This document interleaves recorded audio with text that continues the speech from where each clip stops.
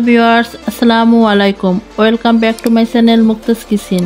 আশা করি আপনারা সবাই ভালো আছেন। আমিও আপনাদের দোয়ায় ও আল্লাহর রহমতে খুবই ভালো আছি। আজকে আমি আপনাদের সাথে কোনো রেসিপি শেয়ার করছি না। আজকে আমি আপনাদের সাথে শেয়ার করব কিভাবে সারা বছর মটরশুঁটি সংরক্ষণ করে রাখা যায় সেই পদ্ধতিটা। সারা বছরের তুলনায় এই শীতের সিজনে খুব কম দামে আর তরতাজা মটরশুঁটি কিনতে পাওয়া যায়। আর এই শীতের সময় যদি বেশি করে মটরশুঁটি সংরক্ষণ করে রাখা যায় তাহলে তো আমরা সারা বছর ধরে সেটা ব্যবহার করতে পারবো, কারণ সারা বছর আমরা এই মটরশুঁটি দিয়ে বিভিন্ন ধরনের রেসিপি তৈরি করে থাকি। তাই আর ছোট ছোট কিছু টিপস ফলো করে কিভাবে সারা বছর আমরা মটরশুঁটি সংরক্ষণ করতে পারবো সে পদ্ধতিটাই আপনাদেরকে আমি দেখাবো। আমি এখানে 1.5 কেজি পরিমাণে মটরশুঁটি নিয়েছি আর মটরশুঁটিগুলো আমি খোসা ছাড়িয়ে দানাটা বের করে নিয়েছি। এখানে আমি 1.5 কেজি মটরশুঁটি নিয়েছি আর আপনারা আপনাদের প্রয়োজন মতো কমিয়ে বাড়িয়ে তারপর মটরশুঁটিটা নিয়ে নেবেন, কিন্তু সংরক্ষণের পদ্ধতি একই থাকবে। এখন আমি একটা হাঁড়িতে মটরশুঁটি ভাপ দেওয়ার জন্য 2 লিটার পানি নিয়েছি।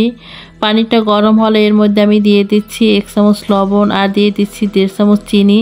চিনিটা দিলে মটরশুঁটির রঙটা একই থেকে যাবে, তাই এখানে আপনারা চিনিটা দিবেন অবশ্যই। এই লবণ আর চিনিটা পানির সাথে ভালো করে মিশিয়ে নিব। মটরশুঁটি ভাপানোর জন্য পানিটা টকবক হয়ে ফুটবে, এমন গরম পানির দরকার নেই, মোটামুটি হালকা বাষ্প হলেই হবে। লবণ আর চিনিটা ভালো করে মিশিয়ে নিয়েছি। 1 থেকে 2 মিনিট গিলেই দেখবেন লবণ আর চিনিটা পানির সাথে খুব ভালো করে মিশে গেছে।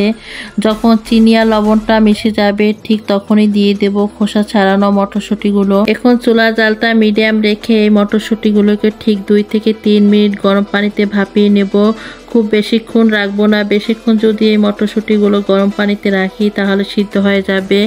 আর এই 3 মিনিটের মধ্যেই মটরশুঁটিগুলো যে কাঁচা একটা ভাপ আছে সেটা চলে যাবে। দেখেন বন্ধুরা, কিছু মটরশুঁটি তলেই আছে, কিছু উপরে ভেসে আসছে। যে মটরশুঁটিগুলো তলাতে ডুবে ছিল তা উপরে ভেসে আসছে। যখন দেখবেন নিচের গুলো উপরে উঠে আসছে তখন বুঝতে হবে আপনার এই মটরশুঁটিগুলো সুন্দরভাবে ভাপ হয়ে গেছে। নিচের তলাতে যে মটরশুঁটিগুলো ছিল তা উপরে ভেসে এসেছে।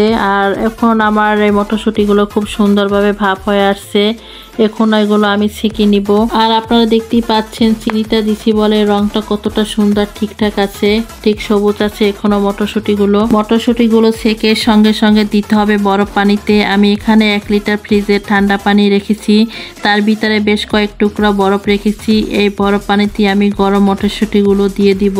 একটা জিনিস লক্ষ্য রাখবেন, গরম পানি থেকে মটরশুঁটিগুলো উঠিয়ে নিলেও এর ভিতরে গরম ভাবটা থেকে যায়, তাই এই বরফ পানিতে দিলে সাথে সাথে গরম ভাবটা থাকে না আর মটরশুঁটিগুলো নরম সিদ্ধ হবার সুযোগও থাকে না। তবে এটা লক্ষ্য রাখতে হবে 3 মিনিটের বেশি একটু সময়ও মটরশুঁটিগুলো গরম পানিতে রাখতে যাবেন না, তাহলে কিন্তু মটরশুঁটিগুলো ওভারকুক হয়ে যাবে। আমি বরফ পানিতেও প্রায় 3 মিনিটের মতো রেখে দিয়েছি। এখন আবার এই মটরশুঁটিগুলো ছেঁকে নিব। আপনারা লক্ষ্য করলে বুঝতে পারবেন একটা মটরশুঁটিও সিদ্ধ হয়ে যায়নি, সবগুলোর কিন্তু ঠিকঠাক আছে আর কালারটা সেম একই আছে। এবারে মটরশুঁটিগুলো আমি পরিষ্কার একটা কাপড়ের উপরে বিছিয়ে নিব যাতে মটরশুঁটি থেকে পানিটা পুরোপুরিভাবে শুকিয়ে যায়। আমি মটরশুঁটিগুলো রোদে শুকিয়ে নেব, তাহলে বেশি ভালো হয়। আমি আমার বাসার ছাদে অনেক রোদ আছে, তাই ছাদে এগুলো বিছিয়ে আমি শুকিয়ে নেব। আপনার এটা ফ্যান ছেড়ে বাতাসে শুকিয়ে নিতে পারেন। এখন যেহেতু দুপুরবেলা তাই ছাদে যেহেতু অনেক রোদ আছে তাই আমি এই রোদে এগুলো শুকিয়ে নিচ্ছি। মটরশুঁটিগুলো দিয়ে আমি ভালো করে বিছিয়ে নিয়েছি যাতে প্রত্যেকটা গা থেকে পানি চলে যায়।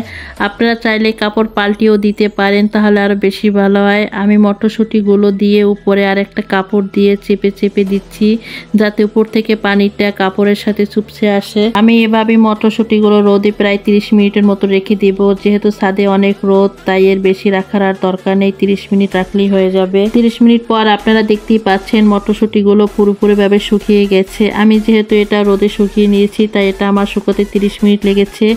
আপনারা এটা ফ্যানের নিচে 1 ঘন্টার জন্য রেখে দিবেন, তাতে পানিটা পুরোপুরিভাবে শুকিয়ে যাবে। 1 ঘন্টার বেশি আর এটা রাখার দরকার নেই। আমি এখন এই মটরশুঁটিগুলো একটা এয়ারটাইট বক্সে রেখে দিব।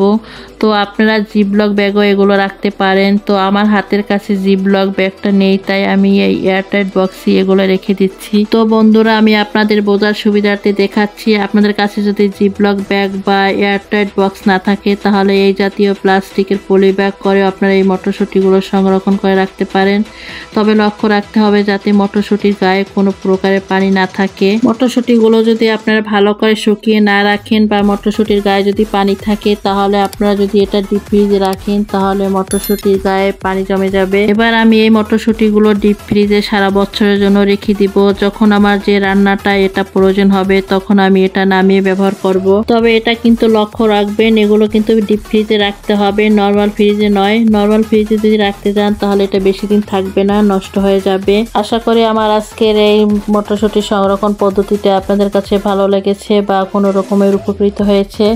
যদি ভালো লেগে থাকে তাহলে আমার এই ভিডিওটিতে একটি লাইক, কমেন্ট, শেয়ার করে দেবেন। আর আমার চ্যানেলটি যদি সাবস্ক্রাইব করে না থাকেন, সাবস্ক্রাইব করে আমার পাশেই থেকে যাবেন।